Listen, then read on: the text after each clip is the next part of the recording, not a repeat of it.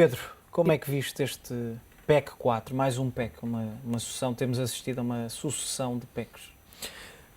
Sim, era necessário, neste momento, mais alguma coisa, sem qualquer dúvida, porque o que foi feito até agora foi, de certa maneira, superficial e cosmético e, portanto, pedia-se, de facto, alguma coisa mais profunda em termos de reestruturação das contas públicas para, no fundo, compensar os gastos exagerados de anos anteriores. Depois temos dois lados por onde isso pode ser feito. Do lado do corte de custos do lado do Estado, que é o lado da despesa, que é o que é que se sempre pede. o lado mais difícil. É o mais penoso para o próprio Estado, mas é, sem qualquer dúvida, o setor mais importante e que mais precisava de ser reformulado. E depois temos o lado da receita, a nível de impostos, que é o setor que tem sido mais, onde tem havido mais mexidas, aumento de impostos naturalmente nesta altura, que é o setor que mais penaliza o crescimento económico. O próprio governo que, admite a recessão, que de resto, naturalmente, sem estas medidas, também já era previsível.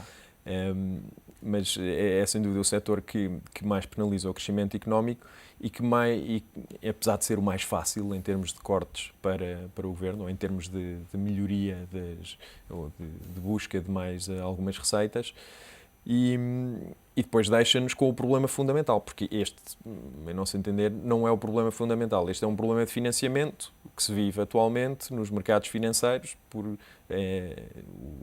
o Estado português apresentar contas públicas com níveis de endividamento demasiado altos. Portanto, vai resolver, desculpa interromper-te, entraste nesse ponto que é certamente muito importante. Vai resolver o problema destes juros elevadíssimos. Hoje, por exemplo, os juros estão em queda, ainda assim em níveis considerados elevados. Por exemplo, a 5 anos estão quase nos 7,7, a 10 anos estão nos 7,4. Ainda assim uma redução, mas convém sempre frisar em níveis considerados muito elevados. Esta tendência de queda vai manter-se ou vai ser sol de pouca dura, como tem acontecido nos últimos meses? Bom, eu diria que primeiro que, de facto, são níveis muito elevados, níveis impensáveis há bem pouco tempo. Teixeira dos Santos há bem pouco tempo disse que se alguma vez os juros entrassem nos 7%, assim, aí consideraria apoio externo, pensando que nunca lá chegariam. Foi num passado bem recente. Portanto, já ultrapassou. Depois, a questão que se coloca aqui em termos de corte de custos e de consequências em termos de mercado financeiro, é uma questão que se colocou já várias vezes em relação a Portugal. É como é que vão ser implementadas estas medidas. Há várias medidas que são de melhorias de eficiência e de corte de custos na máquina do Estado e do peso no Estado na economia, que atingiu proporções elevadíssimas. Como é que isto vai ser implementado?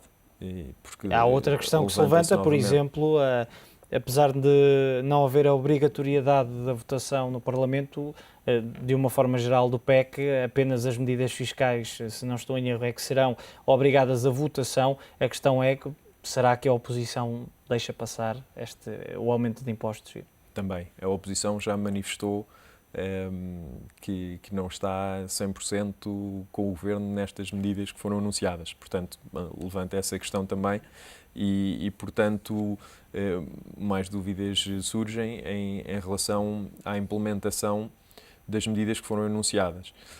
Tem, naturalmente, um impacto positivo e sobretudo, em termos de alinhamento com a União Europeia, Portugal e a União Europeia estarem em sintonia em termos de as medidas que estão a ser implementadas, e muitas delas foi uma naturalmente de Bruxelas, vêm encomendadas. Portanto, pareceu-te, Pedro? Eu penso que seguramente Até porque no dia anterior à apresentação, José Sócrates veio dizer não há medidas extraordinárias, o que está em cima da mesa é aquilo que se vai fazer, e na manhã seguinte Teixeira dos Santos marca uma conferência de última hora para anunciar novas medidas. Sim, porque Bruxelas não vai apoiar a dívida portuguesa se não houverem medidas e planos que sejam credíveis em termos de correção das contas públicas, porque Bruxelas não quer um apoio hoje, que tem que voltar muito brevemente para nova solução, porque o país entrou de novo numa situação de derrapagem, de descontrole de gastos públicos. E, portanto, eu penso que a mensagem muito clara de Bruxelas, e foi a mensagem que passou também para a Grécia e para a Irlanda,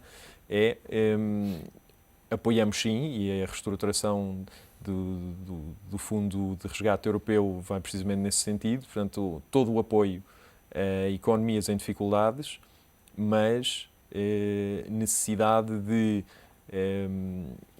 total controlo sobre o plano de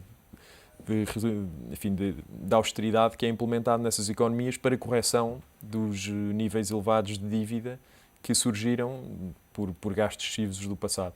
Ficaste surpreendido com as medidas que saíram da Cimeira Extraordinária de líderes europeus? Nomeadamente, algumas delas já tinham sido faladas, por exemplo, o Fundo de Resgate poder comprar dívida soberana de um país, embora em situações excepcionais. O BCE vai continuar a comprar dívida no mercado secundário, que de resto tem sido para já a salvação de Portugal, mas entre outras testes de stress mais rigorosos e, nomeadamente, há aqui um dado que eu gostava que analisasses, por exemplo, a situação grega e irlandesa. A Irlanda não viu uma melhoria, pelo menos nos juros, porque não quis aumentar o IRC para, consequentemente, não afastar empresas do país. Já a Grécia acaba por ter uma reestruturação, que não há outro nome, da dívida, sim, um prolongamento do prazo previsto para o pagamento. Como é que viste todas estas medidas? O caso irlandês é um caso bastante diferente. É um caso onde havia um plano bem definido e muito concreto de crescimento económico, e o que está a acontecer é que o governo irlandês não quer prejudicar esse plano de crescimento económico por uma situação temporária de dificuldade de acesso ao financiamento e que causa naturalmente uma dificuldade em termos de liquidez na economia irlandesa. Mas a Irlanda não deixa de se focar no seu ponto principal, que é o crescimento económico, e acredita nas medidas que tinha implementado no passado e quer mantê-las para o futuro, e daí o desentendimento na União Europeia em relação a alguns dos critérios exigidos para um financiamento em condições mais favoráveis. O próprio Ministro das Finanças, Teixeira dos Santos, e é uma notícia que está no site do Económico, diz, estou a citar, é nossa intenção continuar a ir aos mercados. Parece que a confiança... Na semana passada o Secretário de Estado dizia que estes níveis a médio prazo eram insustentáveis. Agora parece que há aqui uma mensagem de confiança depois do anúncio destas medidas.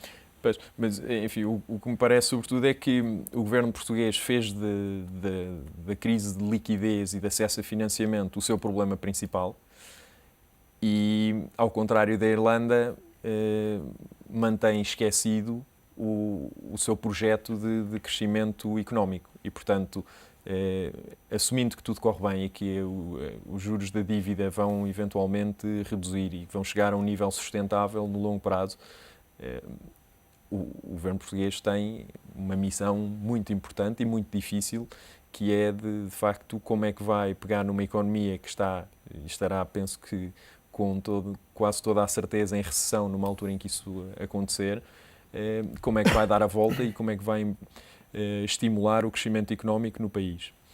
Em termos de União Europeia, eu penso que é bastante positivo a intenção da União Europeia, que é, por um lado, aumentar e facilitar o acesso ao fundo, aumentar a liquidez e as condições em que ela está disponível para os países em dificuldades. Por outro lado, aplicar critérios de acesso a essa liquidez muito estritos, precisamente para assegurar que quem acede a essa liquidez é porque está em sérias dificuldades económicas e financeiras e, portanto, ou financeiras seguramente, não necessariamente económicas, e, portanto, os critérios são muito estritos para se certificar de que quem deixou as contas públicas derrapar, que não o faz no futuro.